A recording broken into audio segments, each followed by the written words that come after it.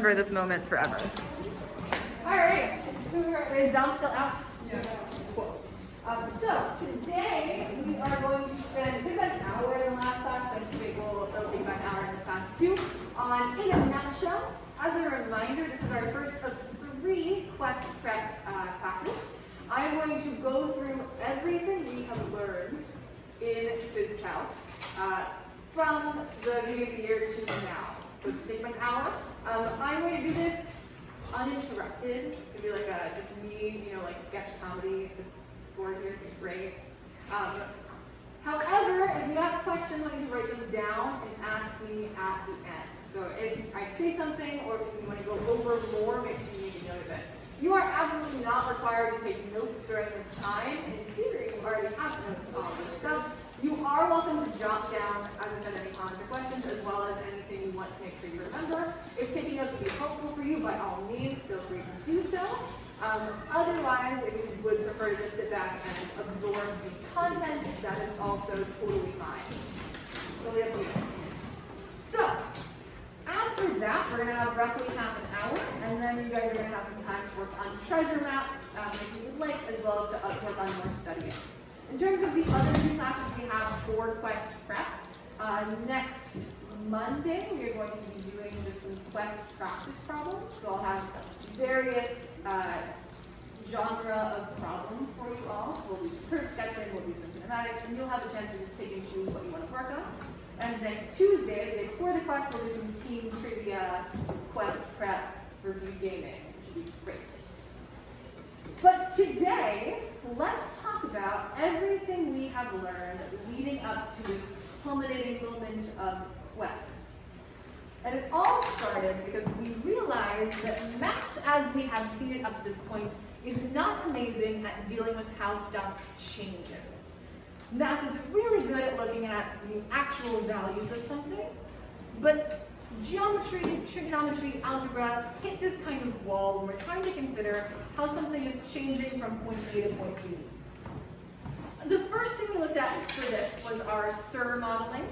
We've spent a lot of time on SIR models and a lot of time on the limit definition of the derivative, more on that later. So those are not on your Quest, but we used it as our sort of driving force around, well, we can model this really well and we can figure out how many people are sick at a given moment, but it's more interesting to us and more helpful as disease researchers to know how a disease is changing. And we also saw this with COVID. Like we all saw the numbers were not just number of COVID cases total. More interesting was number of new cases today. And the most telling plots are often the number of new COVID cases plots. And that's all about change. When we look at change, we want to consider functions, because functions are representations of data mathematically. So here's some function, nice little curvy line. We can give it a name, we can define what this function is. Let's just say, for argument's sake, it's negative 7x to the 4th plus 3x squared minus 2. And we are all familiar with the fact that functions have an input and an output. I can put in some x value and figure out what the y value is at any point on my graph. What I'd like to learn, however, is how this function is changing over my x values. So between x1 and x2, how is it changing? Is it increasing? Is it decreasing? Is it staying the same? That is what I'm kind of interested in learning, and that's where we got to derivatives. By using the SIR model, we saw that the way we calculate a derivative is by considering tangent lines and secant lines. A secant line is just saying, okay, here are 2 points on my graph. I'm going to draw a line that connects them.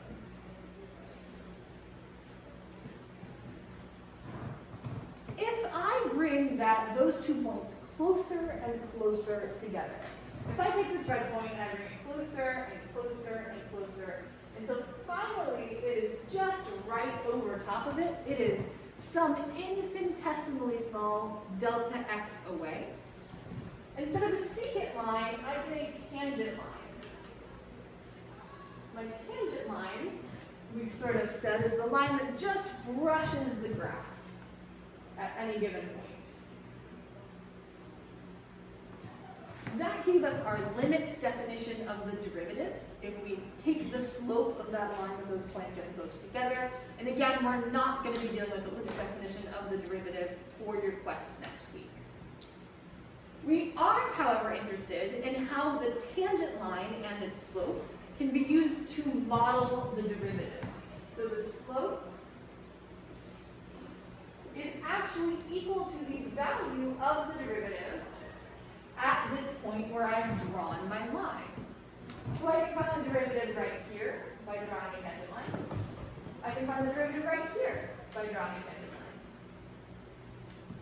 line. Anywhere on this graph, I can draw a tangent line, and the slope of that line is equal to the value of the derivative.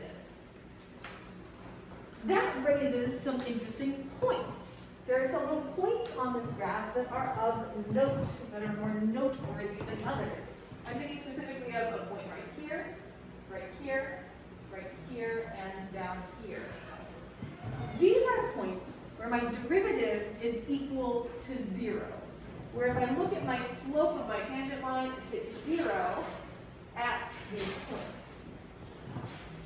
If I want to sketch the graph of the derivative, those are my starting points. They're going to let me sort of figure out how to do my sketch as accurately as possible. So I want to sketch the derivative. I can use that slope of the tangent line to get me there. I have those 4 interesting points where I know the derivative is 0. So at this sort of negative value, I know my derivative is equal to 0. Here, my derivative equals 0. Here, my derivative is equal to 0. And all the way over here, my derivative is equal to 0. Once I have those unique points, I just have to connect the dots and fill in what's between them. And to do that, I'm going to go back to my tangent line and consider whether it is positive or negative.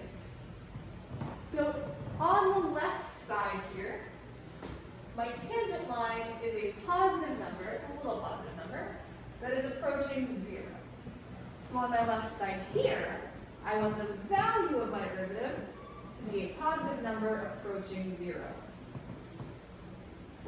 Over here, it is asymmetrical, and it's a little bit negative, and then becomes very, very negative before approaching back to 0. So I have something that is very, very negative, and then approaches back to 0. Here to here, I'm looking at a tangent line that is pretty consistent, and not as positive as this was negative. So not quite as dramatic. And on this end, I'm back into the negatives, but not quite as negative as here because this is a steeper slope than this is. So I have something a little less negative, and then this just ends at 0. I'm not sure what comes next. So I can use my points of interest, where my derivative is 0, and my slopes of my tangent lines between those points of interest to sketch f prime of x, which is one of our 2 notations for our derivative. Curve sketching is something you're going to be doing on the quest, so make sure that you are able to do that curve sketching ease. Sketching this derivative is all well and good, and very helpful, and for something like SIR modeling, this can show us a lot of information.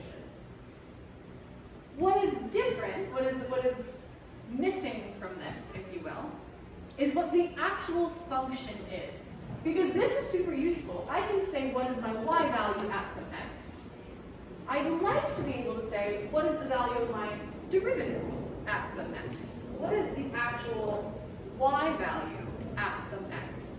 To do that, I need to be able to solve my derivative given a function. Now, when we set out to do this, we said that we can use the limit definition, right? If I bring these 2 points close together, I get a tangent line, the slope of my tangent line, that's the limit definition, can get me that function.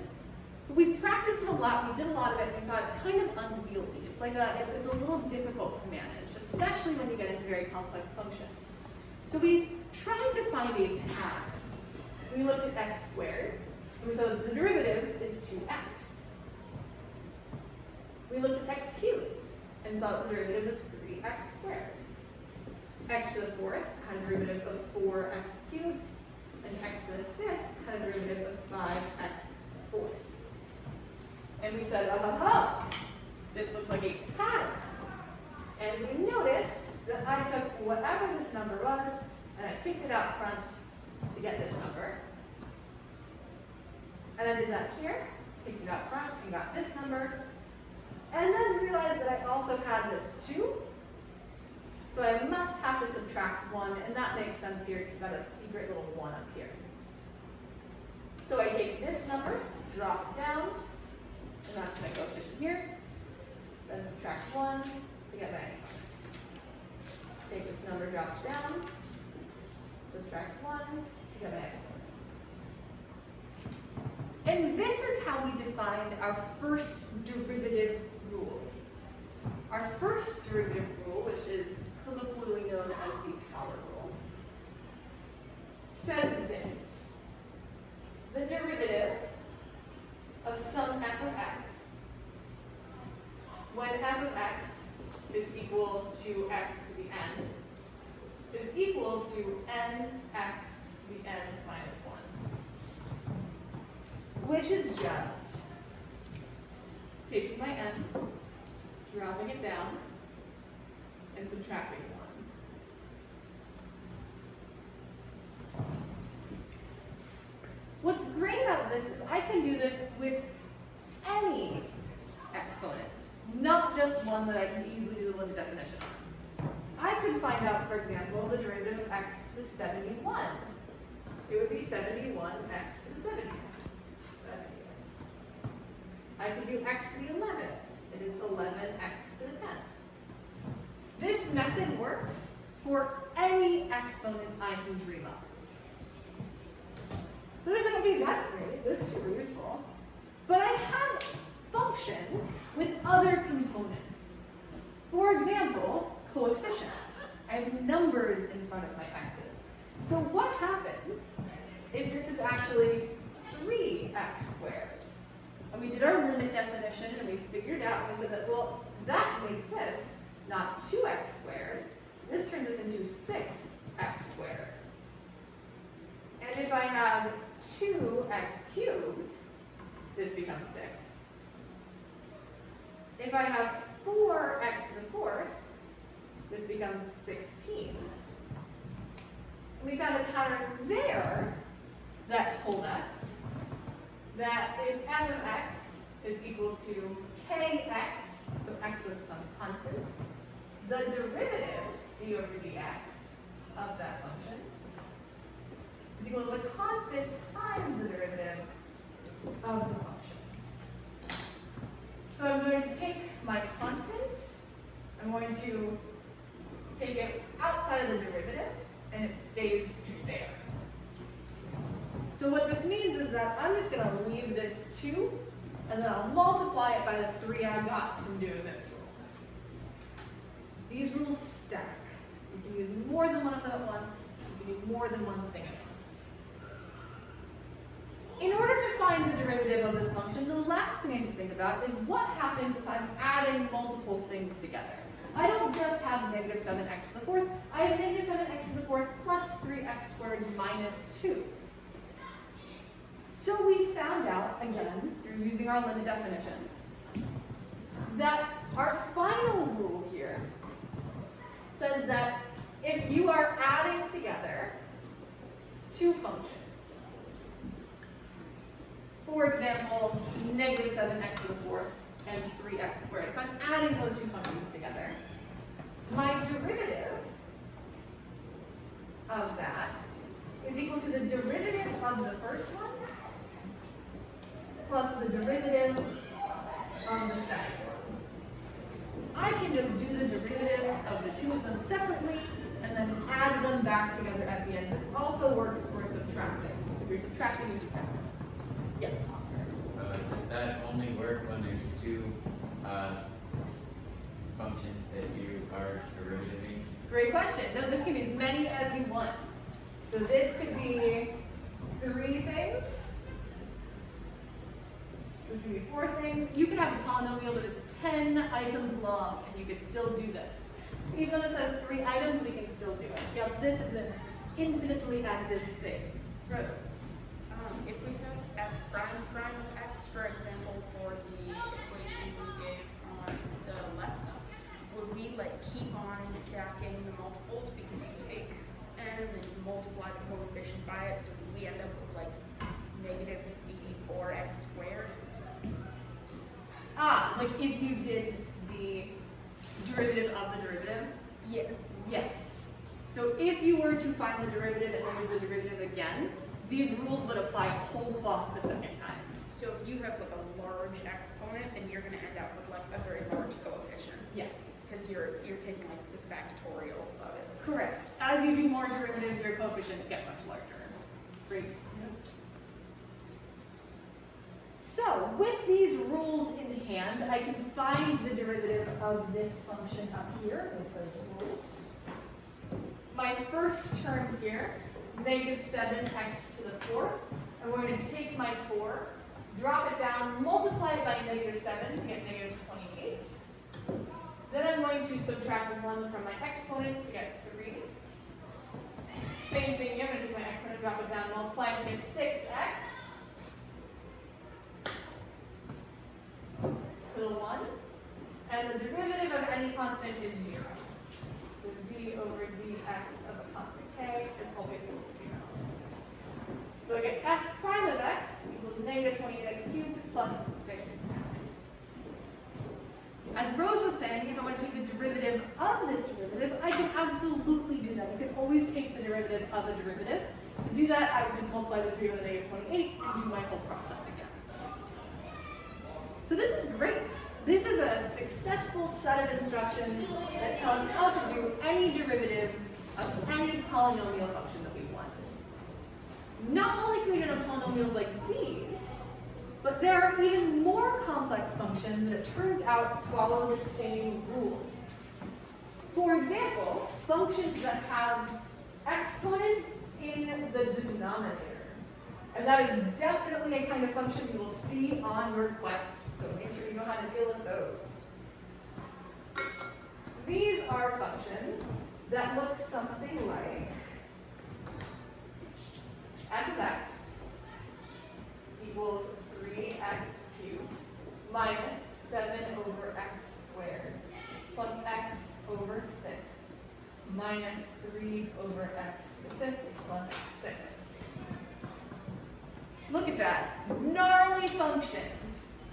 Lucky for us, this can be put into a form that allows us to use our 3 derivative rules I've written over here. My last rule, my blue rule, tells me I'm going to want to go step by step to solve each one.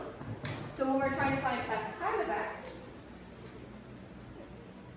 let's go step by step and start here at my 3x squared, 3x cubed.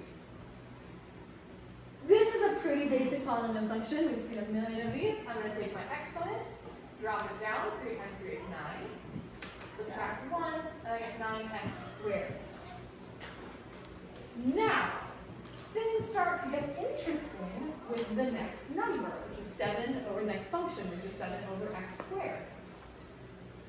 In order to solve the derivative of this, I need to remember a fundamental principle of exponents, which is x to the negative n is equal to 1 over x to the n. If I have an exponent, an x exponented in the denominator, all I need to do is make it negative to make this work. So I'm going to turn this into 7x to the negative 2.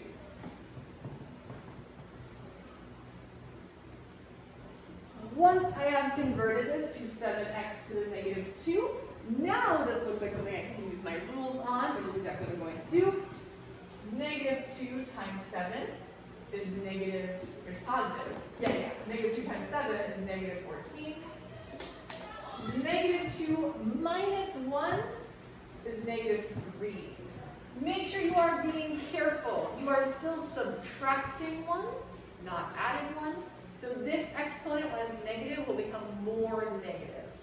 Your exponent always becomes more negative. So 3 becomes 2, 2 becomes 1, 1 becomes 0, 0 becomes negative 1, and so on. You're always getting more negative. I can also work with non-exponents in the denominator. I can rewrite x over 6 as 1/6 times x. When I do that, this is secretly x for 1, I can drop my exponent and I'll get 1/6 x to the 0, which is just 1/6.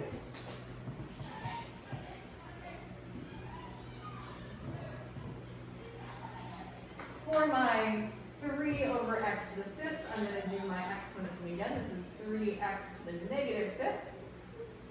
Drop down my negative 5, I get negative 15. Negative 5 minus 1 is negative 6. And my final rule tells me that anytime I have a number, it just goes away and we get a 0 for any constant.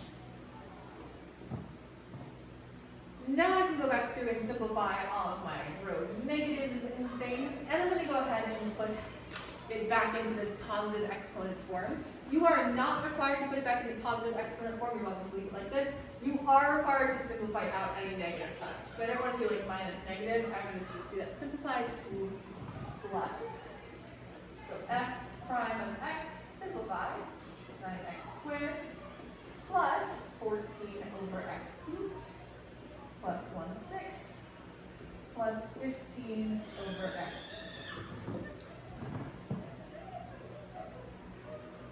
And that is my derivative. So same rules apply. I just need to remember some extra stuff about exponents to make everything work.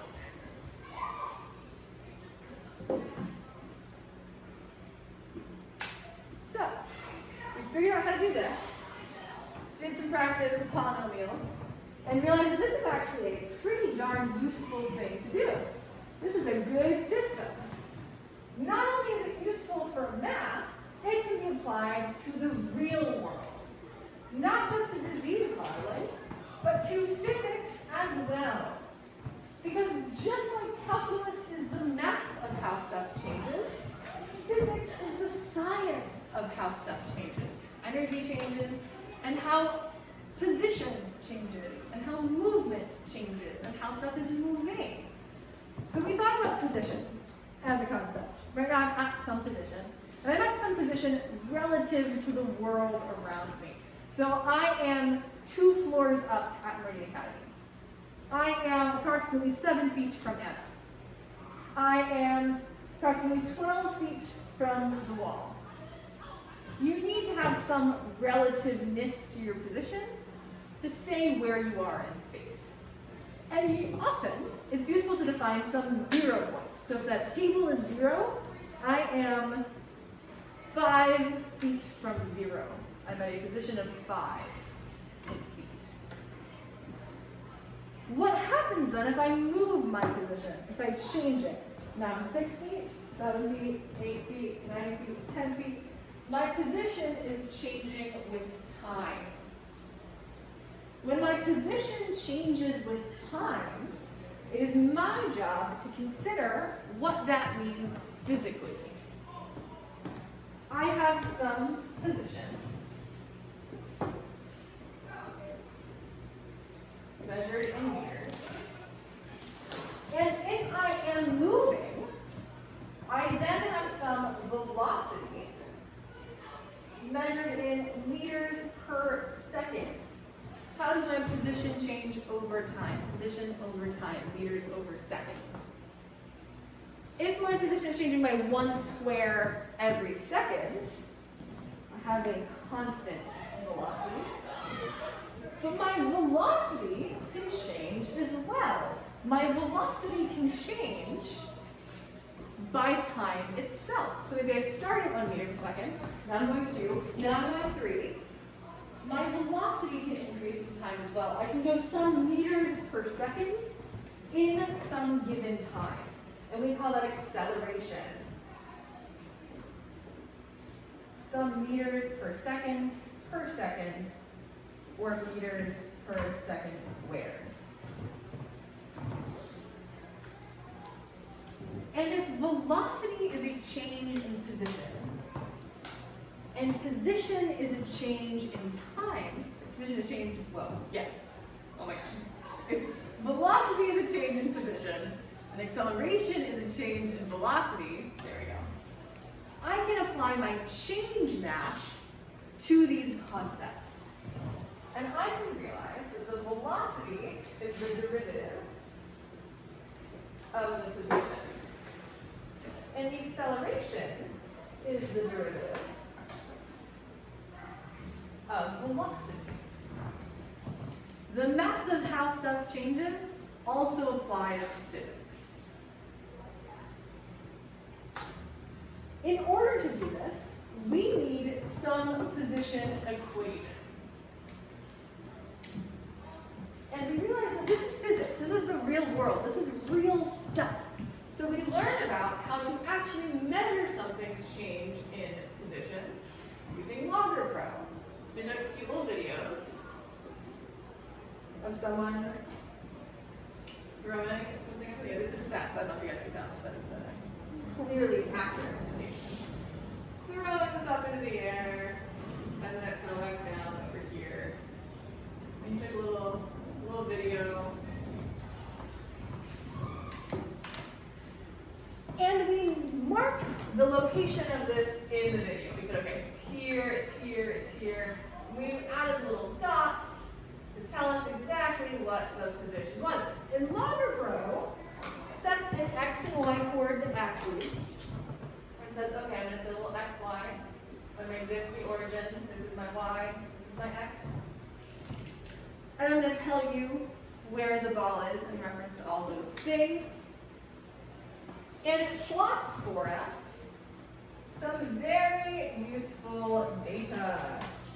It gives us some x stuff and says that, well, in the x direction, you start at some x value here, and it increases a little bit over time. Here's my x position. Not to be confused with what happens when you introduce an object. Got 'em. Thank you. I'll be here all week. My y position is a little different. My y position starts like here. But it increases as the ball is being thrown, and then decreases as it comes back down. Y position.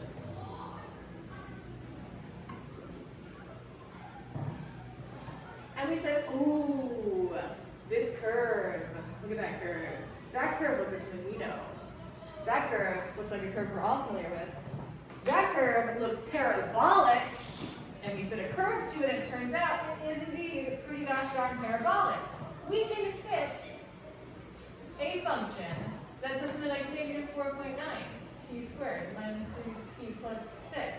Sure. Which means we know how to actually take a real-world scenario, convert it to some mathematical function describing an object's position. In this case, negative 4.9 t squared minus 3t plus 6.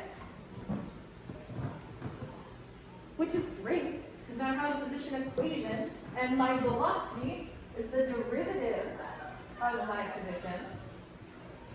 And I can just take the derivative of this function. That's yt equals negative 4.9 t squared minus 3t plus 6. I'm going to take my exponent, drop it down, negative 9.8t minus 3. Negative 9.8t minus 3. And now I can answer all sorts of interesting questions. I can ask questions like, where in the y plane is the ball at time 2. And I can figure this out. Oh my gosh. And I can figure this out using my position equation. I can do y of 2, negative 4.92 squared minus 3 times 2 plus 6. And I can figure out that after 2 seconds, pause for calculator.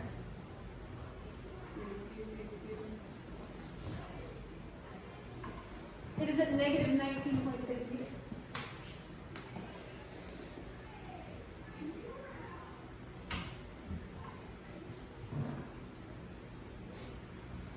I can also ask, what is its velocity?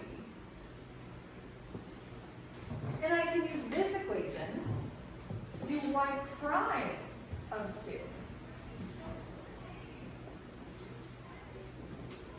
And when I do y prime of 2, we can find, oh, I can definitely do this on that. Well, let's do it like that.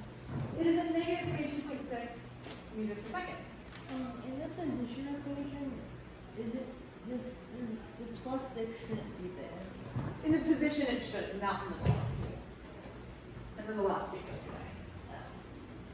Yeah. Not only that, but I also know that my acceleration is the derivative of my velocity. We can call that the second derivative of the position and the first derivative of the velocity. So we take the derivative of this, we just get negative 9.8. Crazy how good these hypothetical physics experiments are on the board. Exactly the acceleration of gravity, pretty amazing. Which means that I can ask what my acceleration is, and at any point in time, my acceleration will always be negative 9.8. Which we would expect. It's acceleration due to gravity.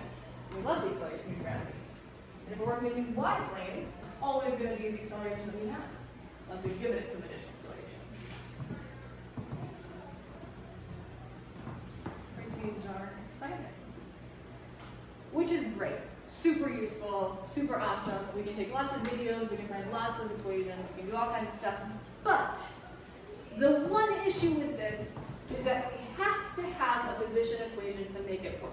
You have to be able to get a y of t function or an x of t function, or this is kind of useless. Lucky for us, there is a solution. And the solution is that not only can we take the derivative to go from position to velocity to acceleration, a little clearer, we can work backwards to find position from velocity and velocity from acceleration. Because just like multiplication has division, and addition has subtraction, and sine has inverse sine, so too does the derivative have the antiderivative. The anti.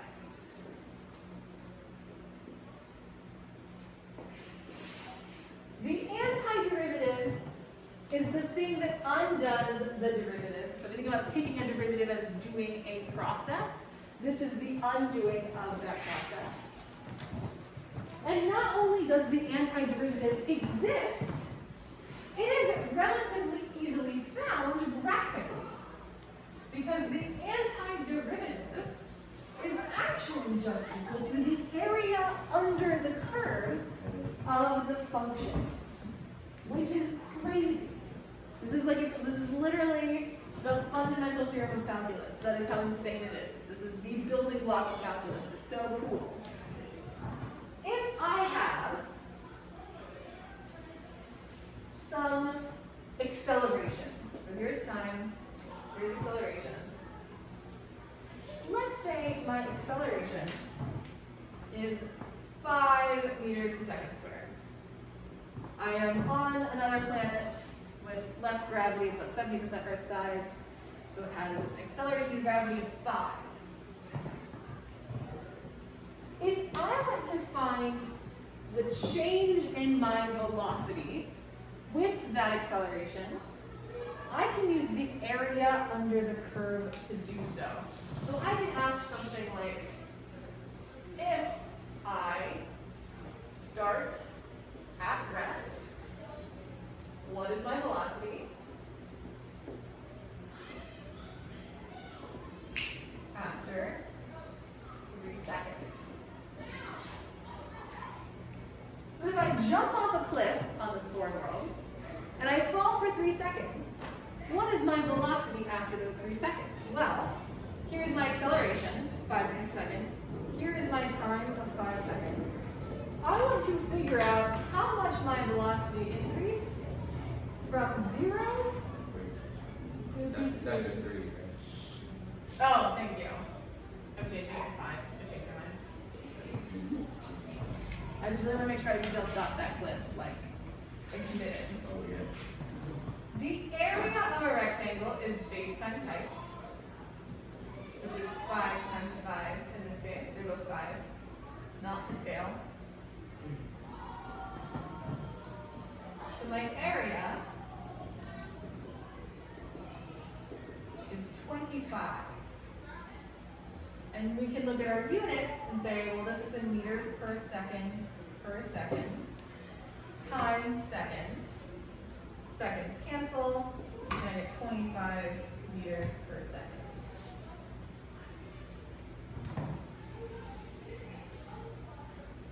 I can use the same method, not just with acceleration and velocity, but with velocity and position. So here we've got velocity this time. Here's 5. Let's ask now if I start at 10 meters above the ground and jump up. Where am I at time 5? Cool.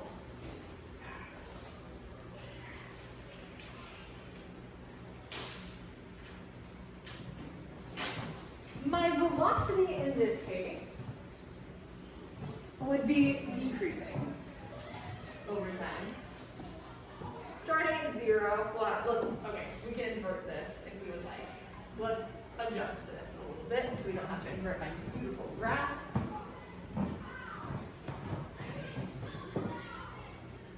Fall down. There we go. Great. So my velocity starts at 0, and my velocity is increasing over time because I have some acceleration, which we know is 5.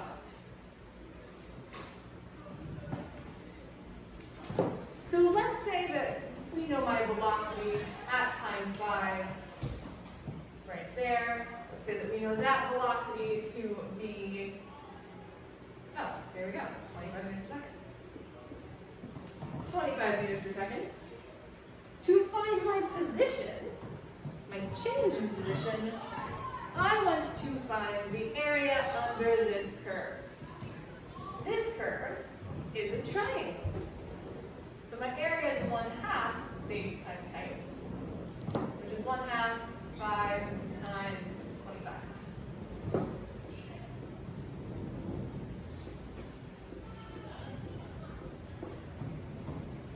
Great. So area equals 1/2 base times height. 1/2 5 times 25. 1/2 125. 70. Oh god. 60. 2.5. 62 more. I'm so confident too. I appreciate the confidence. Yeah. And now I can back my problem. I started 10 meters above the ground. I fall down. This is my change in position. So I go from 10 and I change by 62 meters. So the real answer to this is my 62.5 meter change. And I start at 10 meters. So minus my 10 meters that I started means that I'm now located at 52.5 meters.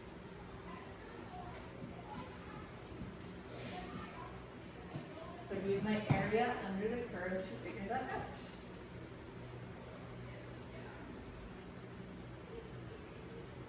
So after 5 seconds of falling off of this cliff, I have a 25 meter per second velocity, and I have gone 62.5 meters. And if I started at a little ledge, I will be at 52.5 meters below the cliff. This is super useful. This is extraordinarily useful. Now, it's worth noting this only works when you have a constant acceleration. So you cannot do this if you have a changing acceleration.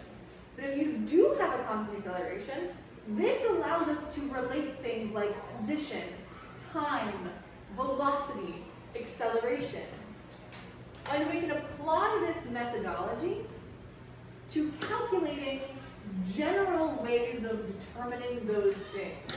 So not just the specifics of this problem, but generally, is there some algebra we can do using this calculus concept to solve these problems quickly and efficiently? So let's take a look at that.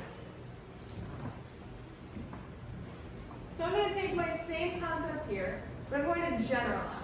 So I'm going to remove my 5s, I'm going to remove all my numbers here.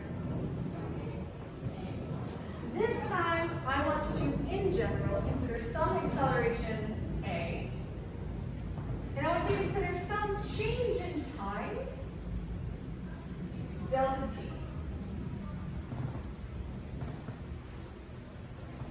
So I'm just generalizing.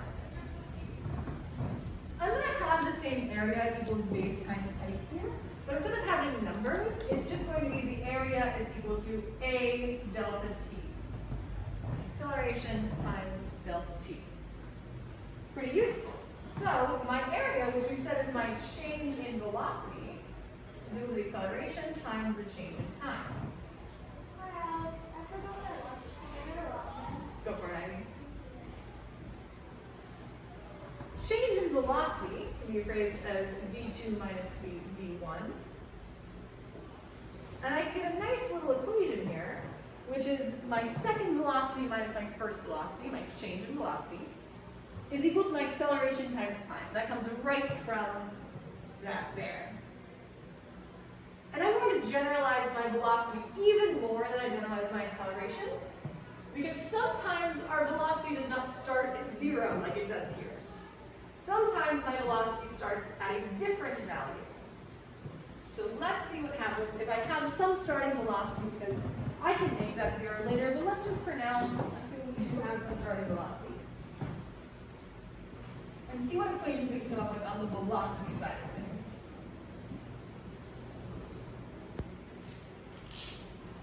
Here are my axes. And let's say I have some starting velocity and some ending velocity. Call my starting velocity v1, call my ending velocity v2. And once again, we will have some delta t. But this is happening after. If I want to find the position, so in this case I'm interested in delta s, my position, during my delta t, I want to break up my little shape into 2 shapes. Deal with it. Because I'm going to deal with the rectangle and triangle separately. I'm going to try and do a whole trapezoid situation. So I'm going to have 2 areas, A1 and A2. And my total area is going to be those added together. This one is just base times height. And in this case, my base is delta t, and my height is v1. My second area, 1/2 base times height.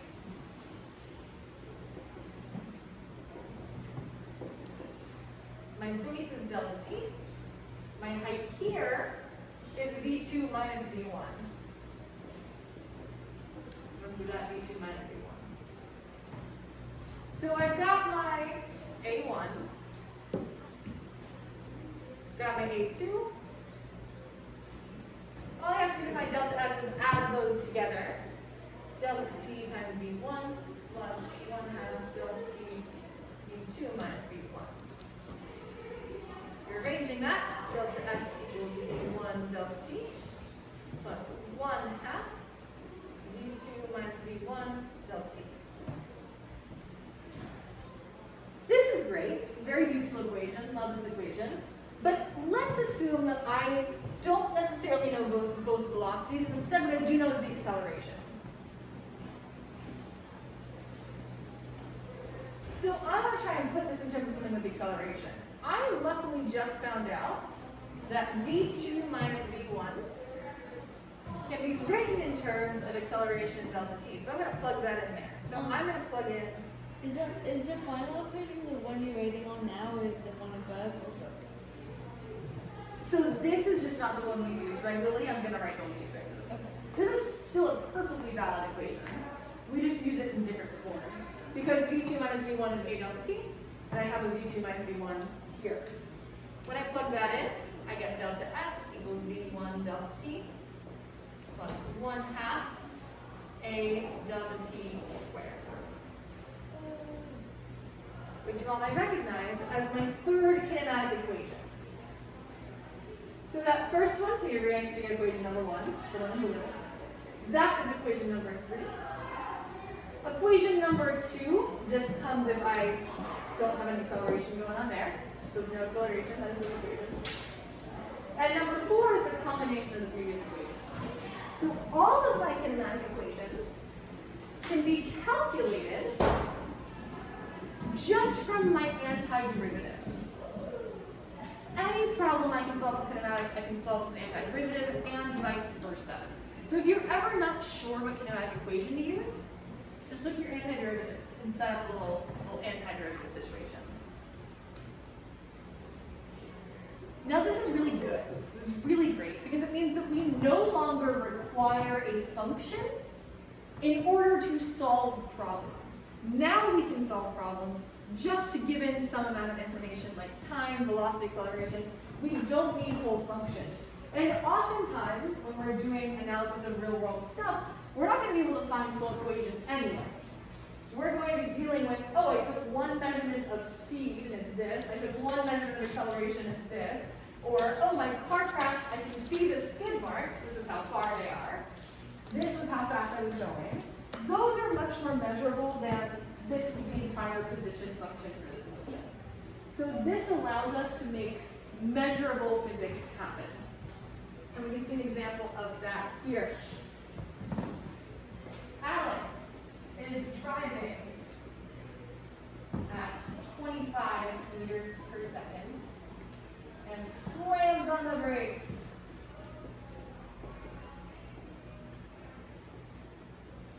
She skids to a stop in 20 meters. What was her acceleration during the skid?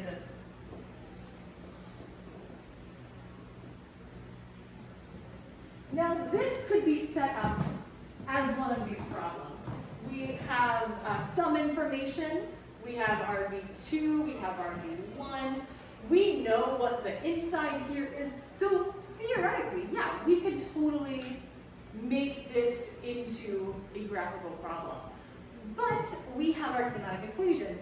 And kinematics makes it much quicker and easier to apply the same concepts to physics. So I have some things that are known, and I have some things I want to find.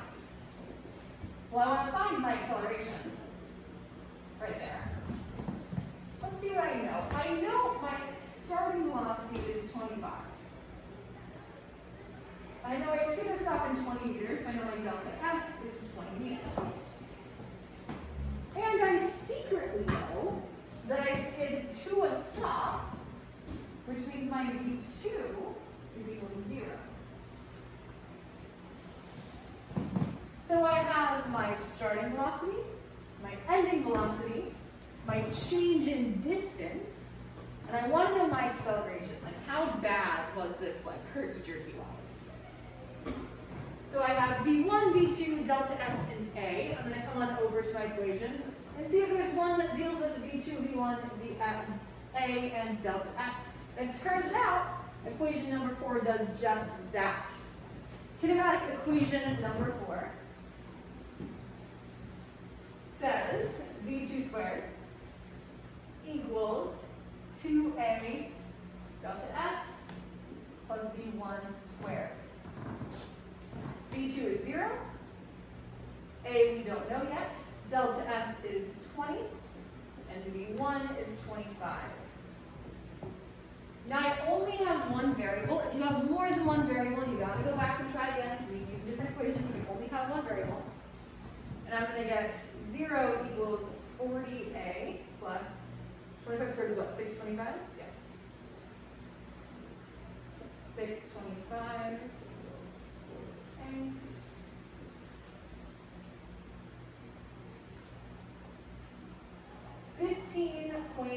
.6 meters per second squared. So my acceleration during the skid, 15.6 meters per second squared. We've talked a lot about knowing whether your answers are physically accurate or not, like if you're way off base or not. In this case, I feel pretty confident in this answer, and I like to think of things, especially with acceleration, in terms of gravity. We all know what gravity feels like. And we learned a little bit in class about things like rocket sleds and rockets. So on roller coasters, you can pull a couple of G's for a short amount of time, like when you go on corkscrews and stuff. Fighter pilots can pull like 5 or so G's for minutes at a time. Rocket sleds can get you up to like 10 G's for seconds at a time before you pass out. So for like an intense car crash, like this is like 1.5 times the acceleration of gravity, right? Acceleration of gravity is about 10, this is 15, so it's about 1.5. That feels pretty reasonable to me. If I had gotten like 900, probably not right. If I'd gotten like 0.001, also probably not right. So just gonna be mindful of like jets going 1 mile per hour, probably not gonna be the right answer. On request, you will be given all 4 kinematic equations exactly as written. If you get stuck and don't know which one to use or how to use them, remember you can always fall back on your antiderivative. After you've mastered this in 1 dimension, we can learn how to master it in 2. That's where we're at right now, which means we have just come up to everything that is on your quest. So, derivatives, specifically our derivative rules for solving them, and curve sketching, make sure you can sketch derivative curves. Position, velocity, acceleration functions, and how to work with those and find derivatives among those. Antiderivatives, both of position and both of velocity, acceleration, as well as of general liney things, liney curvy things. And kinematics are our main areas there. And that is quest 1 in a nutshell. And this is me in a nutshell. Thank you. Gotta do it.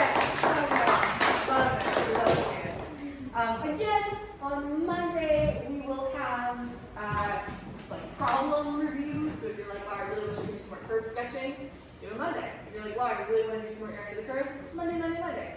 So everyone will have 90 minutes to solve problems. I'll get a whole bunch together. It was great. Tuesday, team trivia, test your knowledge, get ready. Ooh.